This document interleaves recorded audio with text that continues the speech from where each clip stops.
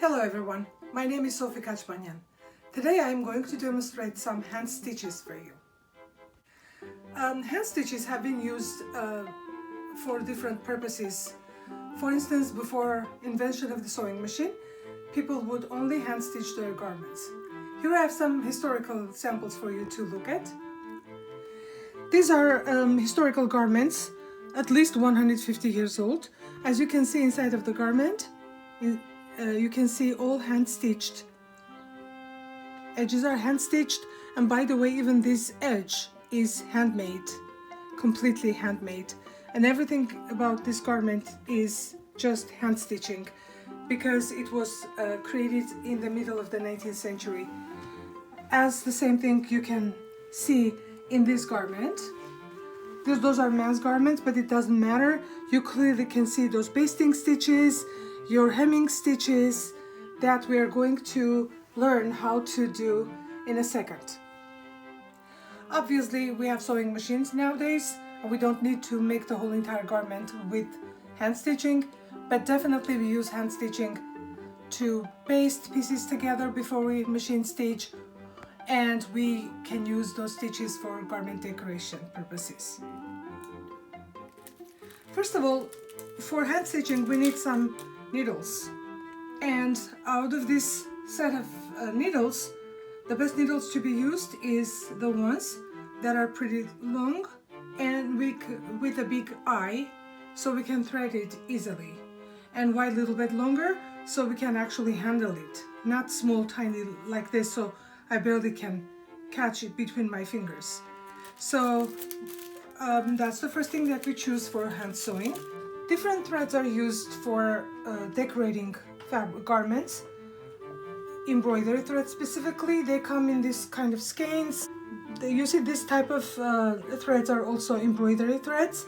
They're very nice because they have less twists per inch, which makes them smooth, soft and flexible, which means when I stitch this thread into my fabric, onto my garment, it lays on the surface very nicely and beautifully, so I can come up with different type of decorations. Versus when there's a sewing thread, the sewing thread has more twist per inch to make it stronger so it doesn't break easily, okay? That's why they're not very suitable for embroidery. And there are some other threads, let's say this is a silk thread, has pretty much twisting in there happening, could be used for some stitches, and it's a very nice, durable, beautiful thread also. If you want to exercise but you don't have embroidery threads, you can use any threads at this point. So if I have a skein that I want to use, I open up my skein, and usually it comes up like this or a little bit different. What I would do is I will take, let's say, 2 lengths of this thread and cut. So when I said 2 lengths will be like, say, this much and then this much. Pretty much I'm estimating how far I pull my hand when I stitch. So because I'm going to be folding the threads, that's why I cut it this long first. And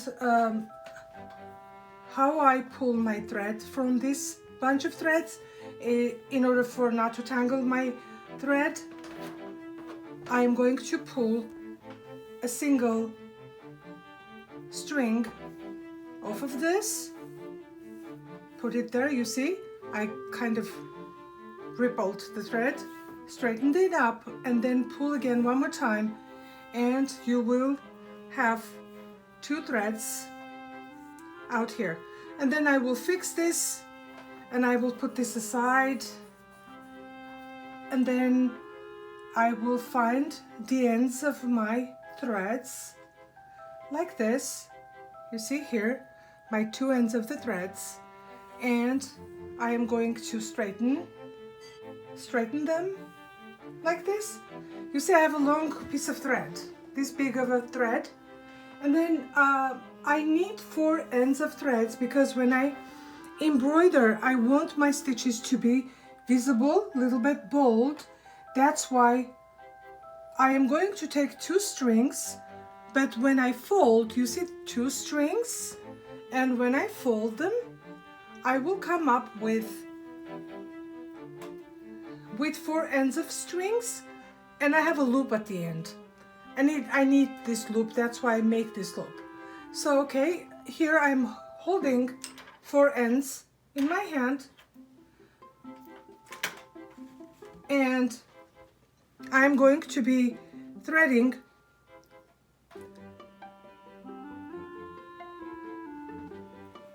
like this. Okay, so I have my needle with the thread and a loop at the end. Usually when I'm embroidering on transparent fabrics, making a loop at the end of my thread is very useful because I don't have a knot that it will come through the fabric. Obviously I'm going to show you how to make a knot and everything, but this would be one way of starting your stitches. So my needle with the thread is ready to go. I'm going to rest it on my pincushion. I need also a straight ruler, transparent ruler for my project, and I need a pencil and some sort of scissors or snippers, whatever you have handy there, you can use. So I'm ready to go. On this sampler, you can see a bunch of stitches, and some of the stitches are going to be demonstrated right now. In order for us to be able to stitch straight, since this is our first time of doing hand stitching, we're going to use thin pencil lines to follow, and later on you can actually, when you get better, you would be able to follow the thread and stitch it without a pencil.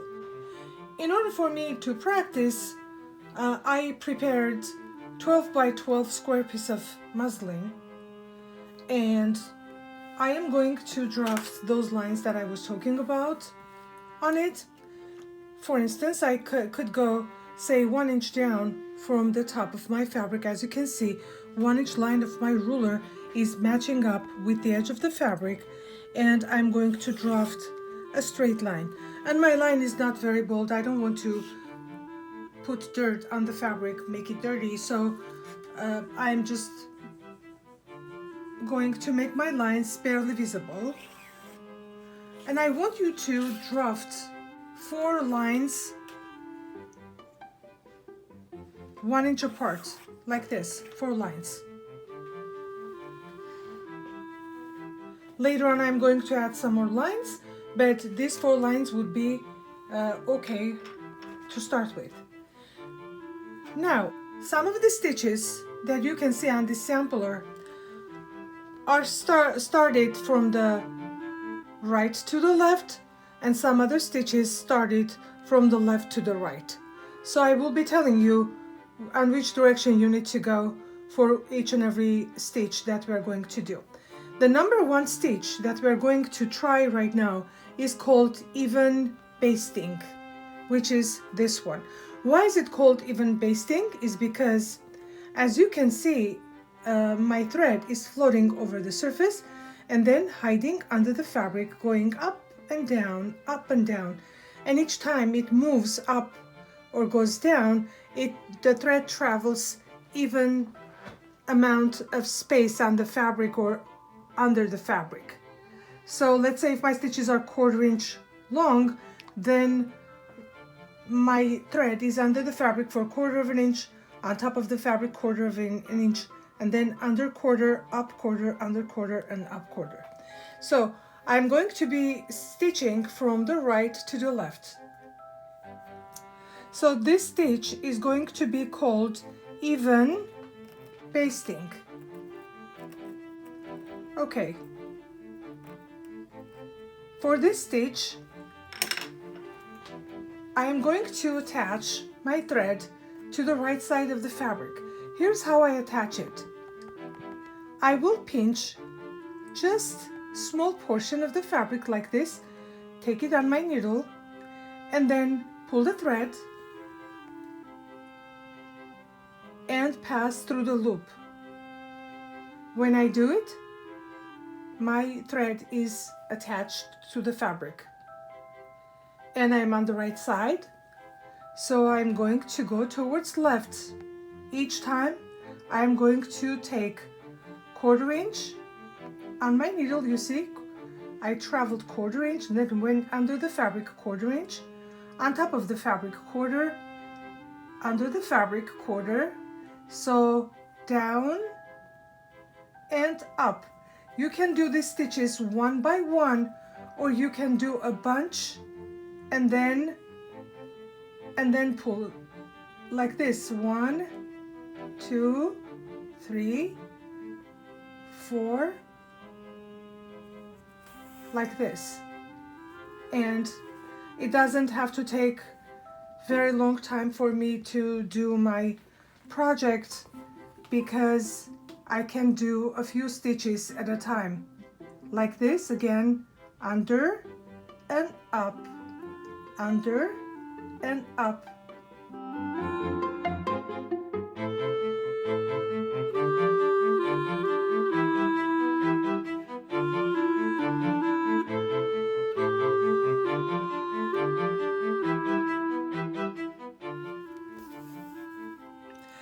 So I'm here at the end of the fabric. I'm going to show you how to make a knot and finish the stitch. So I go under the fabric. Here's the reverse side of the fabric. And here I'm going to pinch a couple of threads from the fabric like this. You see, I come up with the loop, pass through the loop. Usually, let's say if this was a special garment and I was decorating it, I obviously don't want my needle marks to go over the other side, my thread marks. So that's why I'm going to stitch from the thread for the second time, and I'm securing for 2 times. So it's kind of like strongly connected and it doesn't get undone. And I'm cutting a little bit away from the knot. So when supposedly this is on a garment and garment is washed, this knot doesn't come off easily. So that knot stays on the wrong side of the fabric. Meanwhile, you can see a nice stitch on the surface of the fabric. This stitch, the even basting, is used very much in special garment construction. Let's say if I'm making one-of-a-kind garment, I will put the pieces together with this stitch. I will fit it on the person and then I will machine stitch. And that will be a temporary stitch. But I can use this stitch very much for decorative purposes as well. Most probably you have seen some jeans decorated with even basting, men's blazers, children's clothing, teenagers clothing. So this is a very versatile stitch that you can use in so many different ways. Now I'm going to do another stitch which is very much similar to the first one, to the even basting, and this one is called uneven basting. As you can see, the stitches that are floating on the surface of the fabric have different lengths. That's why we call this an uneven basting stitch. Now for that stitch I'm going to use the remaining of my thread. As you remembered, when I finished my even basting stitch, some of the thread still is on my needle, and obviously I'm not going to trash it. So this time I'm going to show you how to make a knot at the end of the thread, because I already used my loop. So here's how you make a knot. You hold your thread between your fingers, wrap the thread around your index finger. You see both of the threads are right there, I can feel them. Now twist it, twist it, twist it, and pull with your middle finger like this. And the knot is there. I'm going to cut this sticking out thread, and I have a nice knot at the end of my thread, and I can start stitching. So my uneven basting is going to have one long stitch and one small stitch, one long, one short, one long, one short, like that. Now, so we're going to stitch from the right to the left again. Now I am going to start from the wrong side on the right, because I want my knot on the thread to stay under my fabric. And then here, my longer stitch is going to be about 3/8 of an inch away from where I came out. And here, after that, when I go under, I'm going to make a small pinch once, 2, 3, and pull. You see, I came up with one big stitch and one small stitch.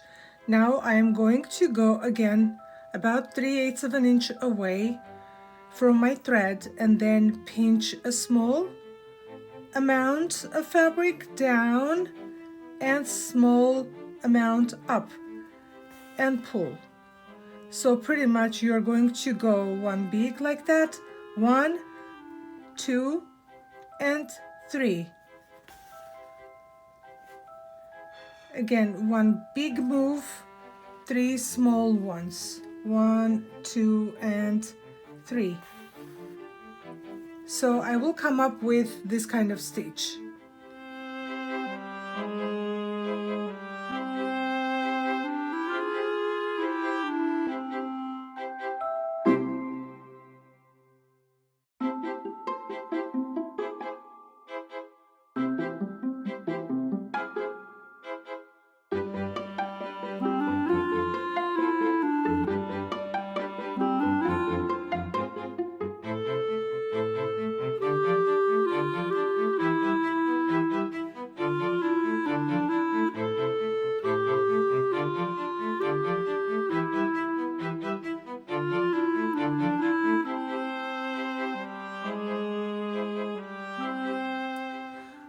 My uneven basting is finished, and you can see how it looks.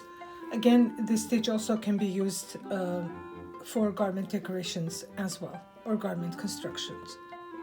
The next stitch I'm going to introduce to you is called Backstitch. If I would pull my stitch with my fingernail, you can see that the thread is kind of moving in spiral movement inside of it. By doing that, it creates a bold line on the surface. So let's say if I would compare this stitch with the basting stitch when I decorate something, let's say with basting stitch, I would come up with this kind of design.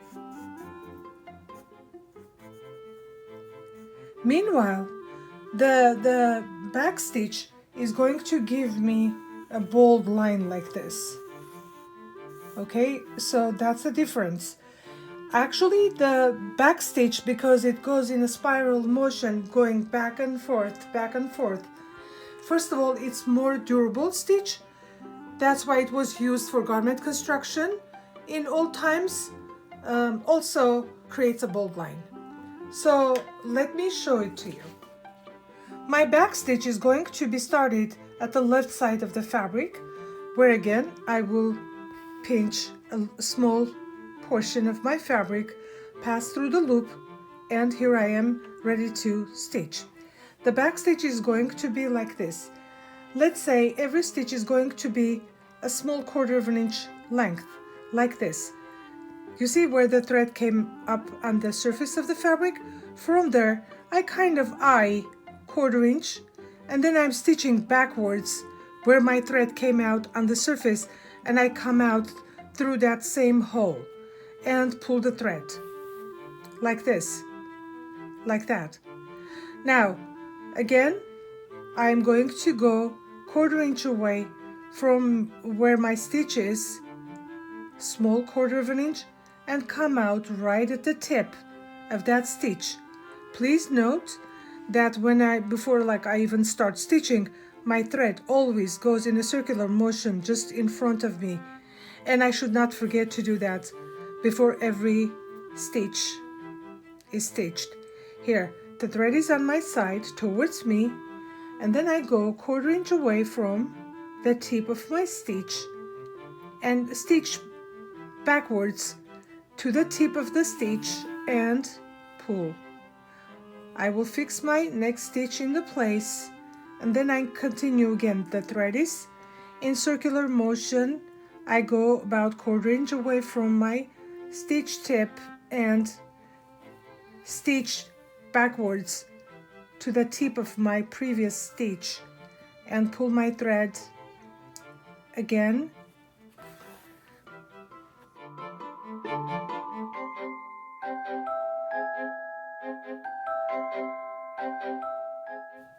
You see, this is what you come up with.